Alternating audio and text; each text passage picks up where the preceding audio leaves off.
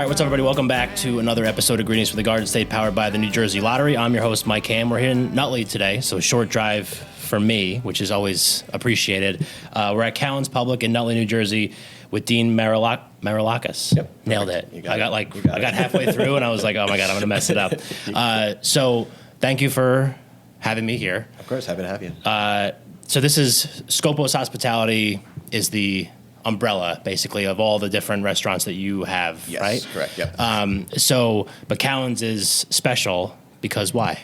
It's our first project that we opened, my brother and I, coming on 10 years on March 3rd. Okay. So it's got a special place in our heart. Our parents are also from Nutley, grew up, and my father actually bartended here when it was the Nutley pub in the 70s while he was in college. So it goes back a lot of history, and so when we kind of had the opportunity to take over the space and reimagine it, it was a no-brainer, and 10 years later, here we are. Yeah.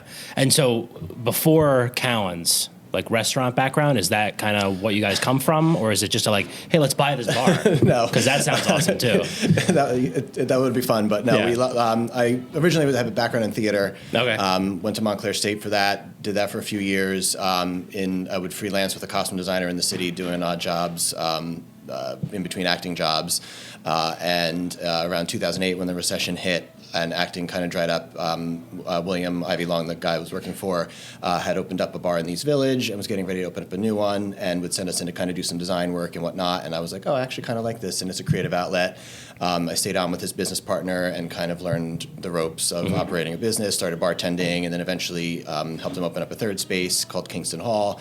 And ran those three locations for a few years, and then the opportunity came. My brother Tom was working out in Jersey. He was brewing for High Point Ramstein. Okay. We're doing craft beer. The space came available, and he wanted to open up a little craft beer bar. Said, hey, do you want to come out and do this with me? Left the city, and as we started developing this, it was right at the cocktail resurgence and the height of that as well, and it kind of ended up being a beer and cocktail spot. And the rest is history. Kind of opened up 10 years ago, and then we started to continue to grow. So definitely have a background in the industry. Yeah. Between both of us. Yeah. And so when you guys decide to open this, or purchase this place, open this place, and kind of reimagine it, I guess, from what it was to what it is now, right? Yes, yeah. So this was, it was kind of had parquet wood floors and a shuffleboard. It was kind of like the neighborhood dive bar, if you will. And we started to kind of gut the walls, and we found out that this had been a pub since like 1935. So right after Prohibition, the repeal. So we said, why don't we take it back to the 20s? Yeah. As if there was a drop cloth left, and it's been shut for 80 years, and we kind of lifted it up.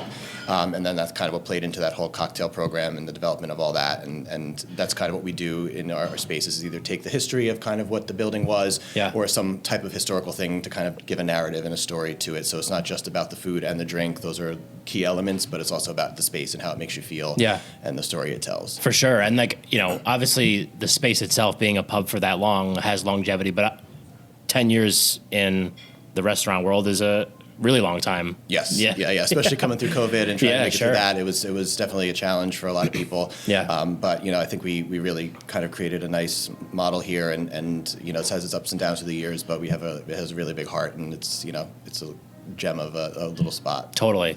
So can we just run through the existing places that you have under the hospitality company? What are they?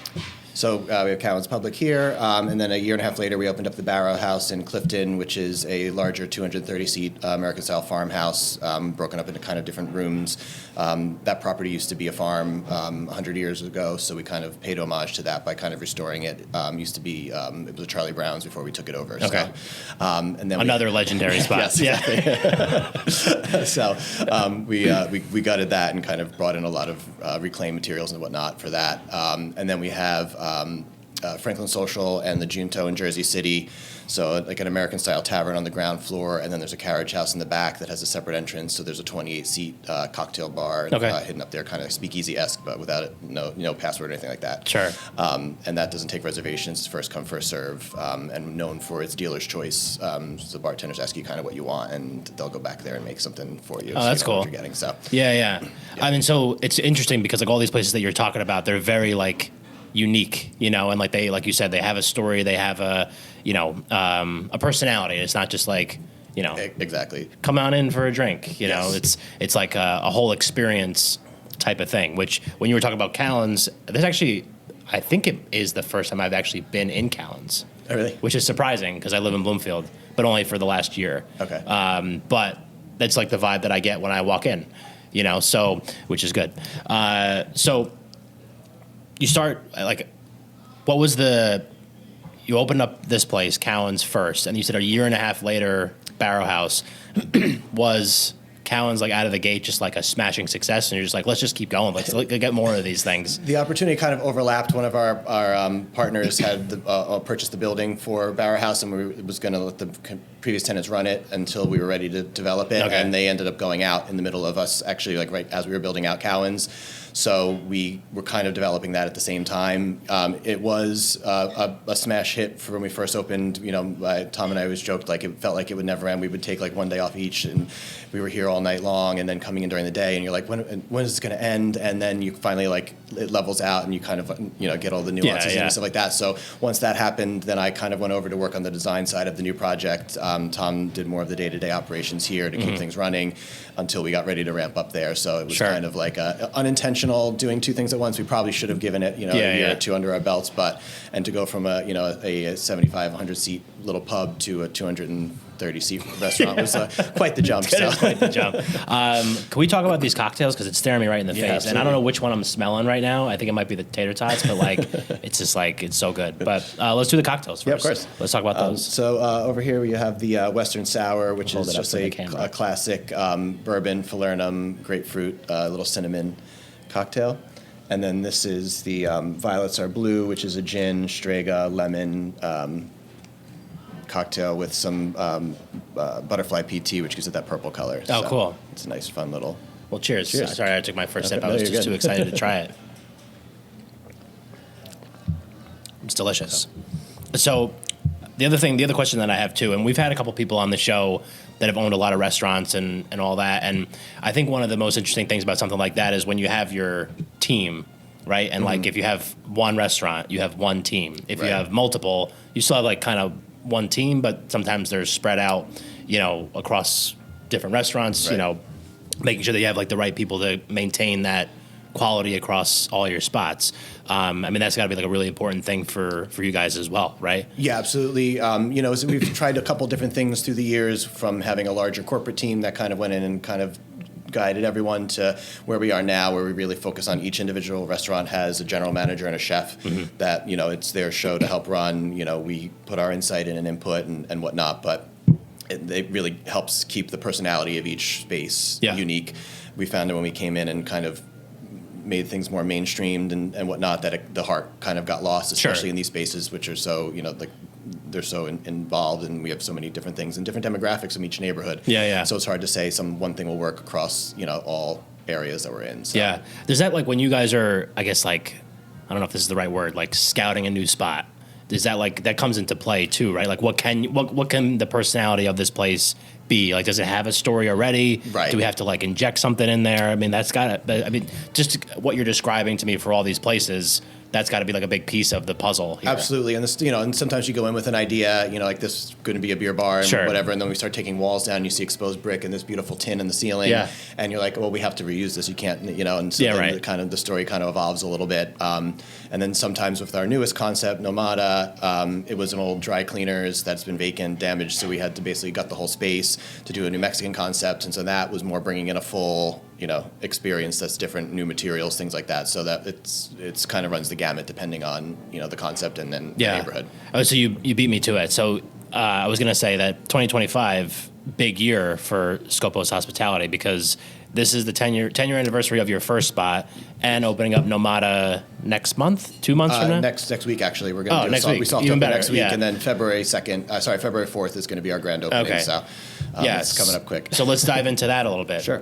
So Nomada, where is it? You mentioned New Mexican? Yes. It's Yeah. Yeah. Okay. So it's going to be located in Verona, right next to one of our other concepts, the Parkside Social, which is more of an American-style tavern. And then the buildings are right up against each other, so we're able to utilize the liquor license in both spaces. Sure. So it's basically, we're calling it Tulum meets Acapulco in the 80s. So it's going to be kind of like a fun throwback with a beachy vibe.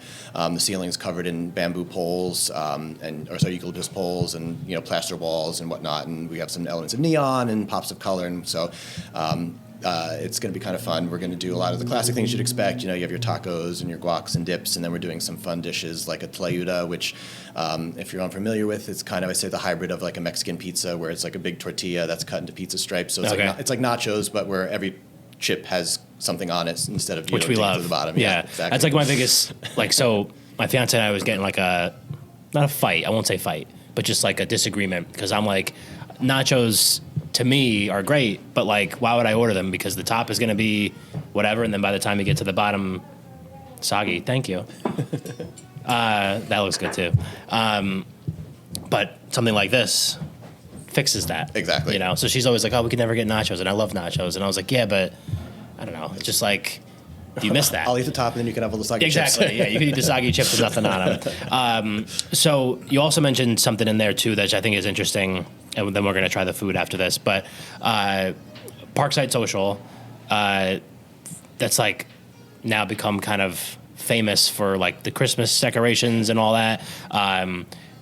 Do you just do that there, or do you do it at all your spots? No, so we do it at 4 of the spots. So we do it here at Cowan's, at Parkside, at Gus's, our spot in Woodridge, and then Franklin Social does it as well. Yeah. So it's just like full tilt, full Christmas. Partner with Miracle. Yeah. I say it's the feeling you had as a kid coming downstairs on Christmas morning, but now as an adult you get to do it, and with really cool cocktails that are well crafted, and it's grown each year and blown up, and it's amazing, and it's fun for us. We have a crew of like 6 of us that come in, flip each restaurant in a day and a half, and get ready for Christmas. Yeah, like the putting up is one thing. I would imagine like the taking down is like a whole other. It's more like, we got to take this down now, but Yeah. it's a lot easier to strike a Christmas project than to put it up, because it's just you're just pulling like things down, ripping you're shit not off the fluffing walls things and making it so yeah. Okay, so we have a couple things here.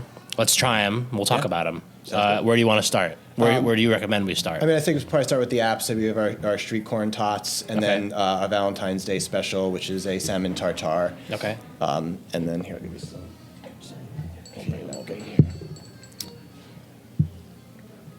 So some classic, new classic, I guess you'd say, bar food. Yeah. Which, listen, I love a bar and I love bar food.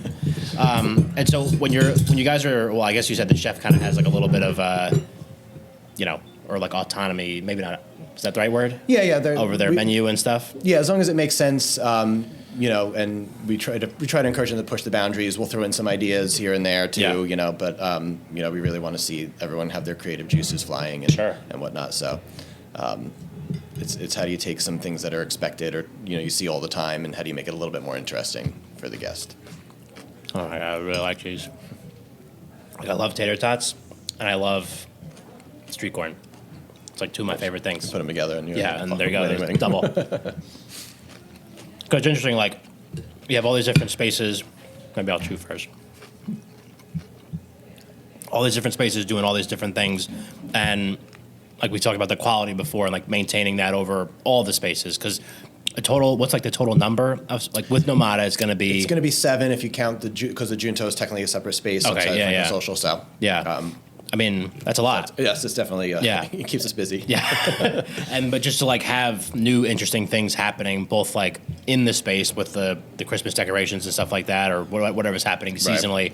And obviously like the menu too, because like you could have like a nice cocktail or whatever, but like if the food stinks, like who's coming back? Right. You know what I mean? Yeah, we learned that lesson early on. I came from a cocktail background, so our cocktails and the beer program was always solid, but the food kind of struggled through the years. But I think where we're at now, we finally by allowing our chefs and whatnot to have that control, it's slowly growing. Let's talk about, because we're keep drinking this, and it's getting better with each sip, and I'm feeling better with each sip. The cocktail programs at all these places are obviously like inventive, different. So take me through like how those get put together at all these different spots. Yeah, so we we have a lead bartender at each location. Okay.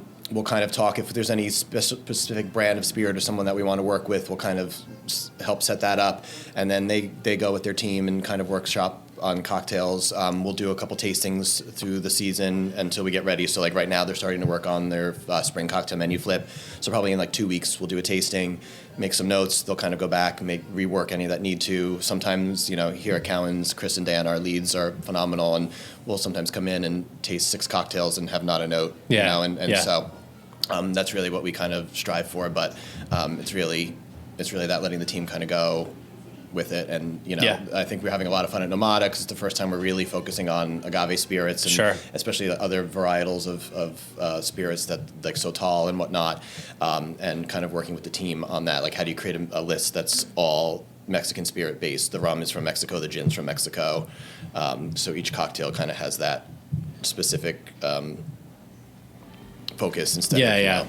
The Mayo Performing Arts Center is the heart of arts and entertainment in Morristown, New Jersey. MPAC presents over 200 events annually and is home to an innovative children's arts education program. To see MPAC's upcoming schedule of world-class concerts, stand-up comedy, family shows, and more, head to mayoarts.org or just click the link in our show notes. Looking to buy, sell, or rent in Monmouth or Ocean counties? Megan Carroll of RE/MAX Elite brings local expertise and personalized service. Megan will make your real estate process smooth and stress-free. Bringing Southern hospitality to the Jersey Shore, call Megan today at 732-508-7402 or visit her website at mcsellsbythesea.com. Hey, we're using, London dry gin to make a cocktail that's, supposed to be. Yeah. And I like that because it's like it's taking, care of like the brand, overall. And like all the places, like they all have their own, unique personality, but they all also have like a connection. Like there's like you said, the story at the beginning, but making sure that like each detail is maintained throughout so that like when people come here, they get the full experience. Exactly. Yeah. From whatever you're touching, even the utensils, the plates, it's, and again, like how things look, the plating, it's a sensory experience, too. So if it looks good, it's going to taste even better than if it was plated on, just a simple white plate. Sure. Or something like that. Yeah, or exactly. Plated. Yeah. So. Yeah. At what point, so obviously we talked about Cowan's opening 10 years ago. We talked about, what was second place again? Second place was Barrow House. That's right. Barrow House, opening a year and a half later. And then, but you said like at the beginning with Cowan's being so busy at the, and then kind of settling into the flow of things and having a little more of maybe like a system once you kind of get the workflow down. Right. As you've continued to grow the overall business, was there a moment where hey, we're actually kind of onto something and we have a good model that we can bring to these different places and get them set up? Or is it just kind of hey, let's try this and see what happens next, No, I mean, it's somewhere in between that, I think. Sure. It's not like a blind confidence, but not like a, Right, you think it's going to be good, and then, we were in the, Franklin Social opened in end of November, early December 2019. Oh, perfect. So we went off with a smash, and then we did Miracle first. January, we converted to Franklin Social, ran for 2.5 months, and then boom, we were shut down. So it was always, for a while, it was kind of just playing catch up with these things and how do you keep these places alive and whatnot. But I think after that, once we did Gus's and Parkside, it starts to get a little bit more formulaic, and you have enough under your belt of mistakes you've made, so what not to do, and you know how you're going to design your bar. It makes all those kind of things easier, so that now with Nomada's opening, if this was 5 years ago, I wouldn't be able to do this interview right now because we'd be over there just trying to get walls finished and stuff like that. Today people are coming. Right, exactly. So today, we're just kind of okay, this is the punch list. Here's what we've got to do the next 3 days. Yeah. Stuff like that. So. Yeah. And so, I know Nomada, maybe this is a hard thing to think about, but Nomada's coming. Are there other concepts that you have that you're thinking about? It'd be really cool if we did a fill in the blank kind of thing. There's at the moment, I think just because I've been so creatively focused on this, I've kind of put things on the side. But I always say it'd be cool to do eventually at some point I want to do some type of Greek restaurant, just because, or a taverna kind of thing, the more cocktail driven though, if we can, and more tapas style. And I think it'd be fun to do more like a New Orleans kind of vibe, or a coastal kind of something, because we haven't focused on seafood yet. Mm-hmm. So there's always that, and then the other one that we talk about, but we'll get there eventually. I think is doing an Italian concept or something, but there's so many around here. I want to make sure if we're going to do something like that. We're in the spaghetti triangle right now. Right, we have to nail it if we're going to do that kind of thing. You can't half-ass that because you get laughed out of town. Exactly. So, so that one's kind of there, but when the time is right, when on it makes the way sense. back burner. Exactly. Okay, let's try the tuna. Do the tartare. I'm definitely gonna have more of these once we hang up. Absolutely. can't let it go to waste. Yeah. Okay, so you said that this was or is a new menu thing coming for Valentine's Day, Yes, right? and then if you, this is kind of how we run things. Well, chef will run some specials, see how they work, test it out, and if it's a hit, then it could be a new menu item as well. But this will definitely be featured for Valentine's week coming up. So Awesome. And if people like it, then we'll. Well, I'm going to try it. Yeah, please. I'll let you know if I like it. There we go. I think you'll be the first one tasting it.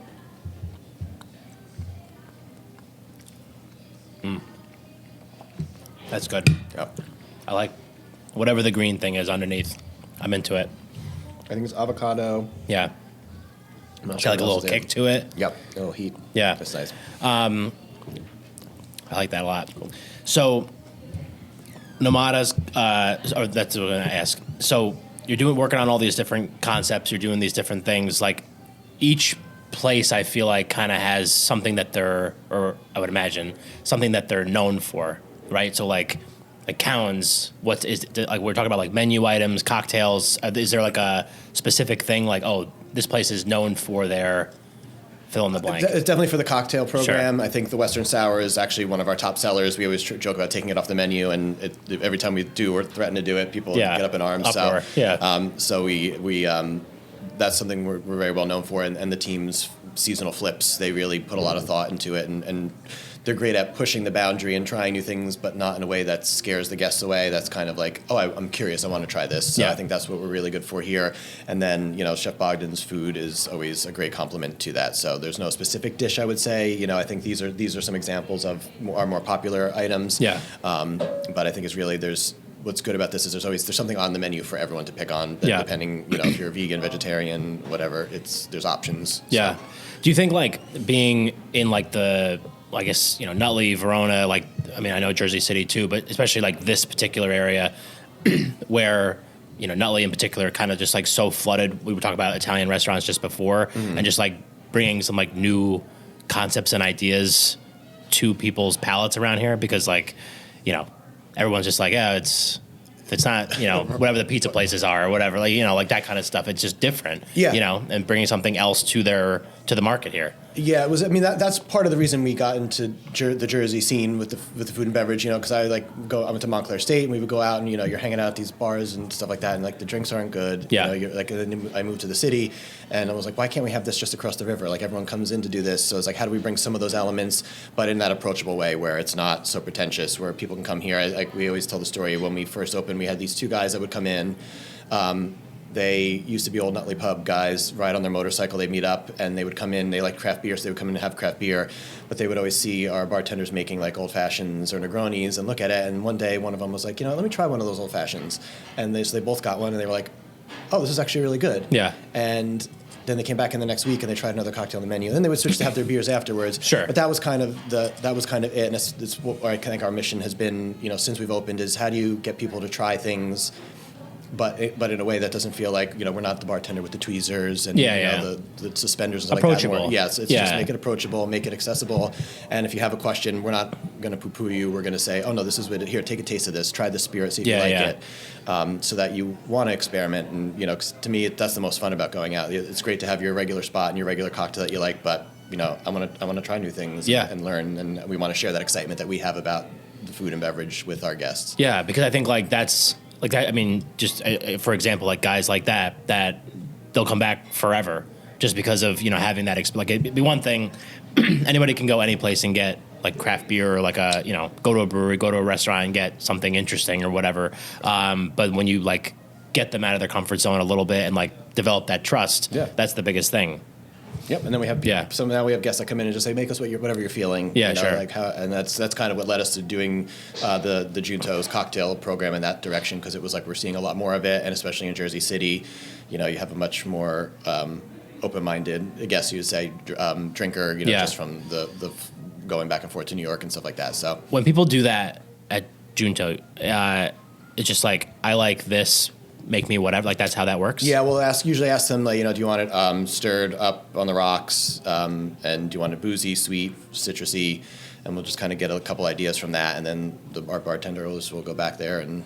That's cool. We're going to have to check that out too. Yeah, because I mean, like I'm kind of like that way. Like I drink the same things all the time when I go out. It's just because like, I'm usually driving because Chrissy never drives, and B, I just like know what I like. Sure. You know, so if I'm going to spend some money on a cocktail or whatever, like I'm going to get what I know. Right. But I do like to be pushed, just like on my own terms. Yes, you know. well, and that's why dealer's choice works great, because you say Yeah. these are the parameters I need to fall in Sure. and surprise me within that. So it's not like you're going to get like a spiked lemonade and you wanted an old fashioned or something like that. So it keeps in those parameters in a nice way, and the space is small enough with it only being 28 seats that it kind of really has that personal feeling. And the back bar is this beautiful arched stained glass piece from like 1880s. Sure. So it's almost like the church to the cocktail Yeah. world, creation, stuff like that. Yeah, So. but praising the altar of the, of drinking, which I love. The other question that I have too is, being from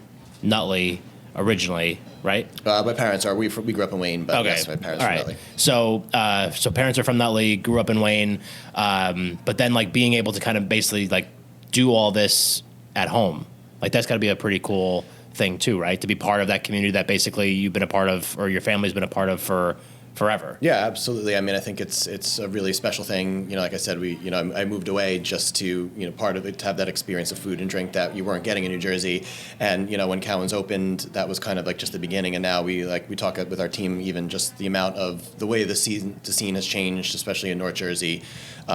There's more competition, there's more curiosity, more available products. So it's kind of, it's taken its time, but it's I think going in a really great direction. And I think it's really exciting to see, chefs and bartenders that are working in New York saying, hey, I'm moving to Jersey, I want to come to New Jersey. Yeah. And I want to keep working in the industry and kind of bring what I know here. And there's excitement about it with our guests. And it kind of really, it's amazing to see what happened over 10 years, how Sure. it's kind of evolved and to where we are now. And there's so much more growth, that yet ahead. Yeah, and then the relationship with like the communities that you're a part of, like obviously people coming in here and buying something is one thing, but like to maintain that like a 10-year relationship with a community it goes beyond like the walls of the space too, right? Absolutely. And I think like that's got to be a big piece of it too, and like that community relationship is really important. 100%. Yeah. It's our managers are really great at doing outreach to different groups, from local softball teams that we sponsor to the PBAs and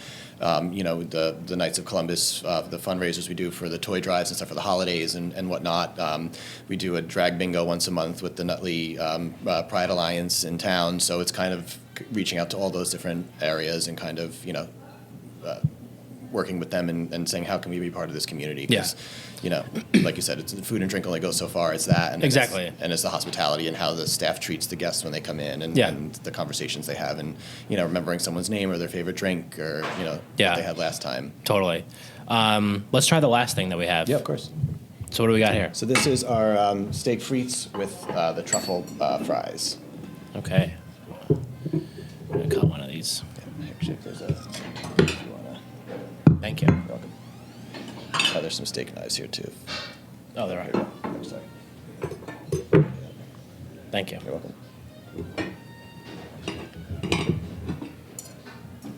There's a little sauce if you... Do you have a favorite spot? Is that like picking between like your kids? Kind of, yeah. Yeah, because they all have a different special place to me. Yeah, it's really hard to say. And it Like you don't own any of them, but you have to like you're going out and you're like, oh, let's go to. You can pick any one of them. Maybe it's like the mood that you're in, but yeah, I think if I was just going for cocktails, I'd probably be the Junto because it's like right up my alley. Sure. It's kind of like that's like your wheelhouse. Yeah, it just seems to like. go up there, have a quiet cocktail, be on your own. Again, like if to come here just for that comfort of like this place just makes you feel good. Yeah. It's not a dive bar, but it's got elements of a dive. But you can have a nice cocktail. So I think that's Cowan's always has that special place. And on Parkside, honestly, their food is really on point. And our chef Sabrina, who's also going to be running Nomada kitchen, she's been really doing some really cool stuff over there as well. So again, I know it's not giving a definitive answer. But, Yeah. Well, I mean, it's hard. It's like when Yeah. people ask like what my favorite episode is ever, and I'm like, I've done 100 and this is gonna be like 162, I think. Amazing. So that's a lot. Yeah. How do I pick one? Yeah. Maybe wean it down to 10, top 10. Yeah. Which places fed me? Which places gave me something to drink? There you go. Which places didn't? They're out. Yeah. That's it. There you go. Yeah. Easy way to narrow it down. Yeah. I'm gonna try one of the fries too. Yeah.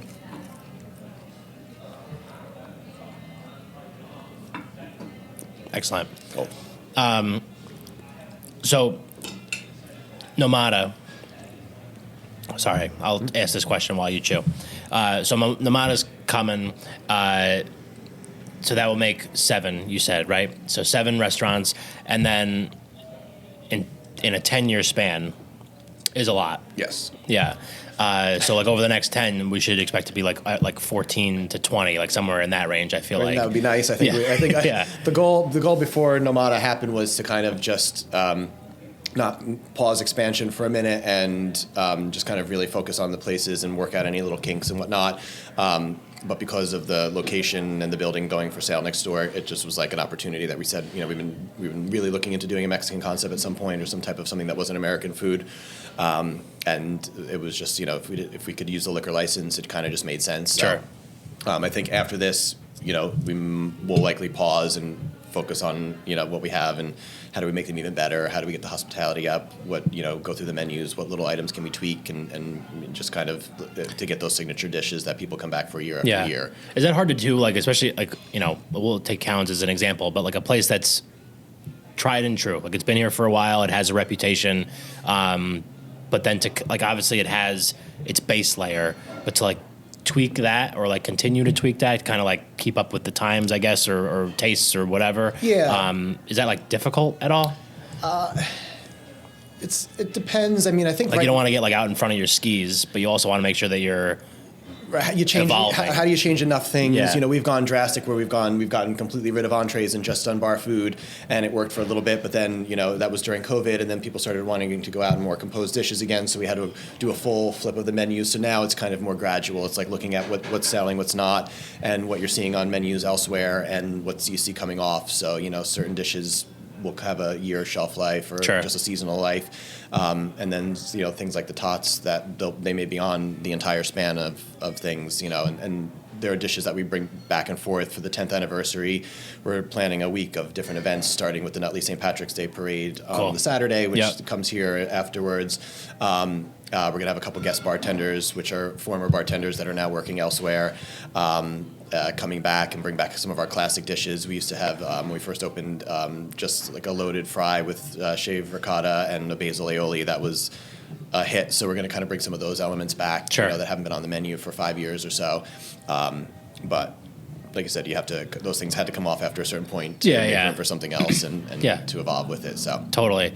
I guess events and different things, like you mentioned, like people coming here after the parade, and like we talked about the Christmas stuff. Are there like other things that happen at some of these places throughout the year that are like significant that kind of like help give that that positive experience to people that are coming in here? Absolutely. We'll try to do certain, we'll have our drag bingos or drag shows, things like that, special events at different locations.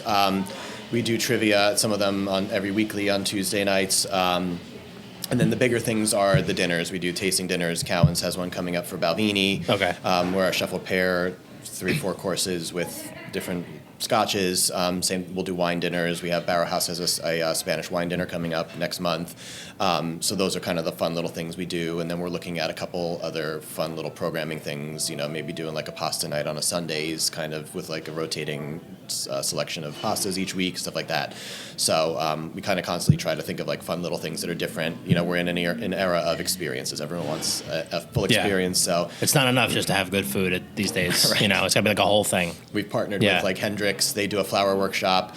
That's cool. So we'll do like botanical floral cocktails and a floral arranging with dried preserved flowers. So something that's not even going to die in a week. You have it for a year or two before the flowers start to fade. So we do like a lot of events like that as well, where people can come out. It's an hour and a half long, and then you can stay for dinner if you want, or head out. But you have a cocktail, some nibbles while you're there. So it's kind of doing those kind of things that for especially for our regulars who are looking for something different, and then so they can come back and try new things. Totally.